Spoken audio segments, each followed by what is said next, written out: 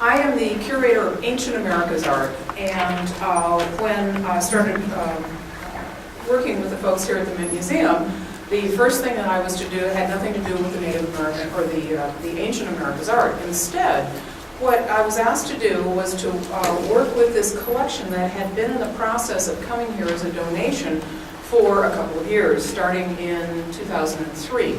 It's the Gretchen and Nelson Grice collection of Native American arts. The Grices are from Winston-Salem, and Gretchen has now passed away, and Nelson's still with us, and he moved out to Santa Fe. But these folks grew up without art.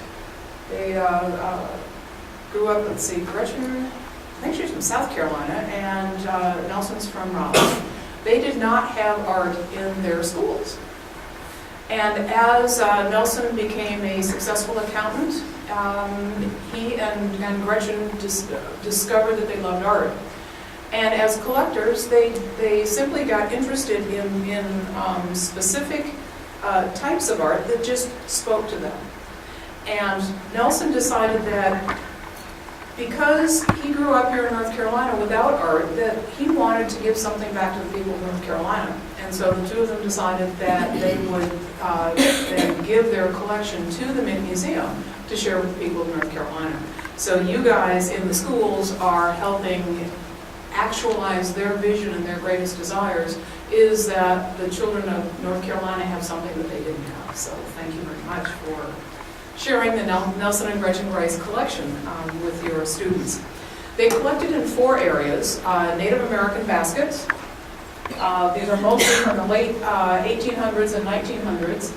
The mask collection, which includes, at least what we're going to look at right now, are all of the masks from Mexico. But the collection also includes Native American masks, especially from the Great Basin in the south or the northeast, and also up into Inuit, up north into Alaska. Those pieces some of those will be on display once we get the new galleries installed, sometime hopefully next year. Also contemporary ceramics from the Southwest primarily, and contemporary 20th century clothing from Guatemala.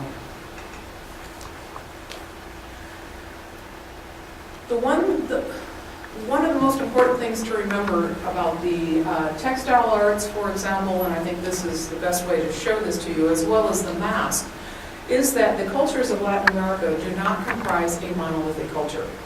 In fact, what we have today is a large number of individual societies with their own cultural traditions that stem not only from the native traditions in the area, but also how those native societies mixed with various peoples from Spain, from different parts of Spain, and then later other parts of the world, to create these quite unique indigenous and mestizo cultures throughout.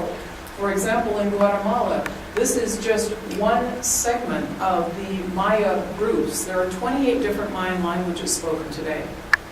And these are the culture of the Highland Maya culture groups and languages. Now, the same thing holds true for the performance masks from Mexico. The collection was put together primarily in the 1930s and 40s by a collector in Mexico City, a Mexican citizen, and then he sold the collection to Nelson, and that was the seed of the performance mask collection that has ended up here at the Mint.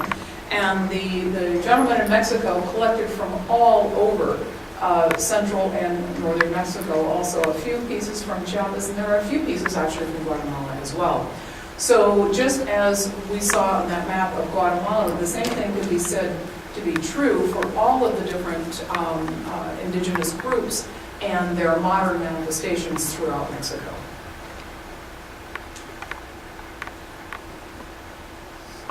So what I want to do is talk a little bit about these performances, these dance dramas in Mexico.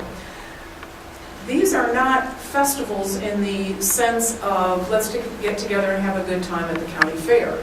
These, in fact, are very serious communal events The purpose of these performances include the reenactment of sacred and profane history, and often the two are totally intermingled. What these performances do is they reify the values of the community. They reenact and address the common human problems that everyone in the community addresses in his or her daily life.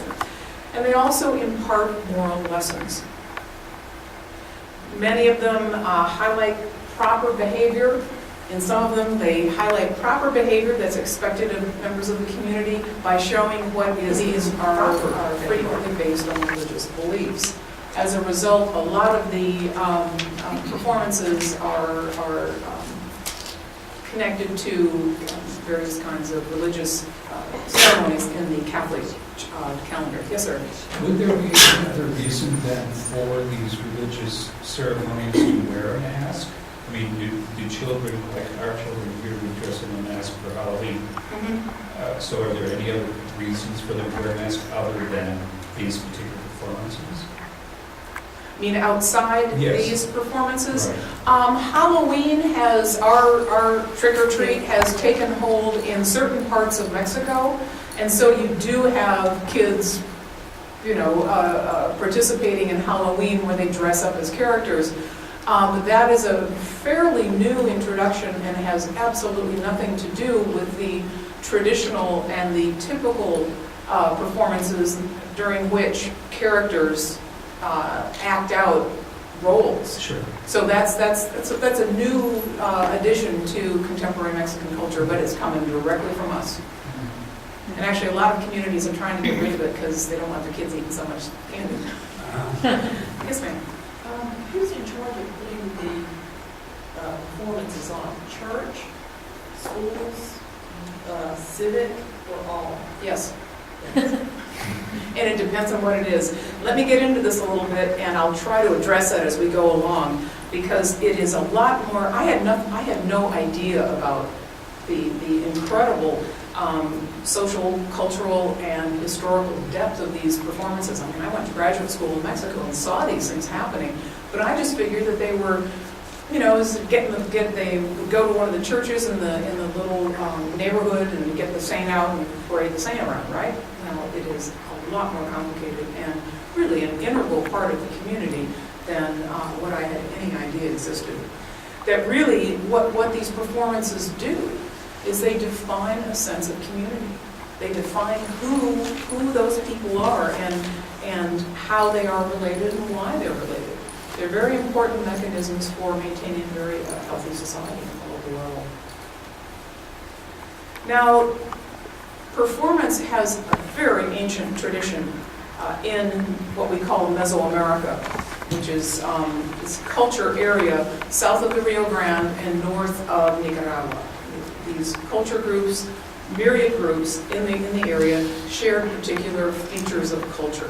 Didn't share languages, but shared basic precepts of religion, governance, economic structures, etc. In the art, which is we have here in the Brovice galleries, what we find are many different representations of performance. Among cultures throughout the world, and even ours, where we have mass communication systems, we still perform.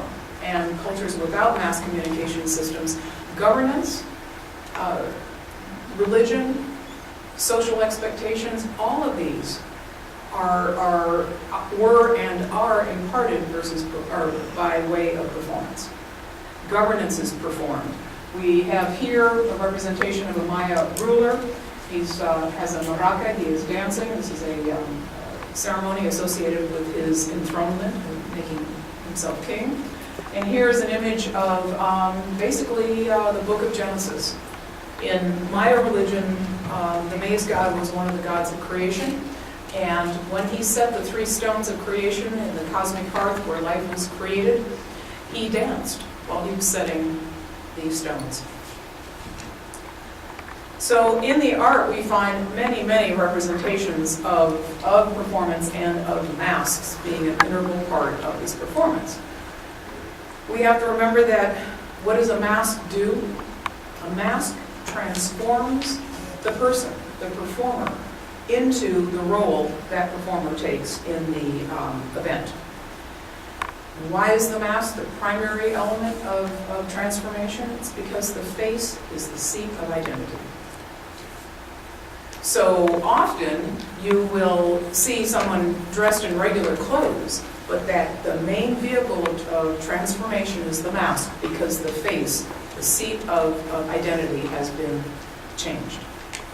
So in ancient art, here's a rollout photograph of a cylinder base, a Maya cylinder base. Here's a gentleman getting ready to perform. He's getting his body painted. I love it. He's painting his little rear end there.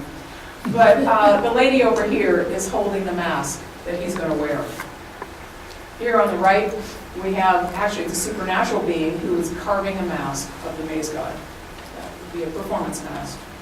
And we have 3 different representations from pre-Columbian art of wearing of masks. Here's a full face mask that transforms the performer into a deity. Here, this is a piece in our collection upstairs. We have 2 performers. They are actually dancing, and they're wearing jaguar masks.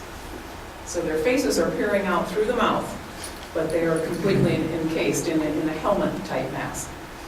And then here's a profile view of a man dressed up. He's taking on the form of a jaguar.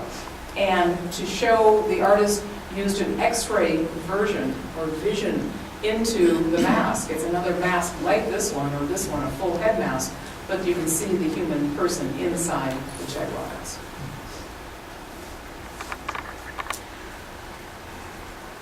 So once the performer puts on the mask and is transformed into the new being in which he or she is functioning in the role she's taking on, the performer then can operate as a completely uninhibited member, as a non-member of the community. That mask then allows the performer really to be not the person, not the member of the community, but the intermediary between the audience, the community, and the message that's being imparted by this performance.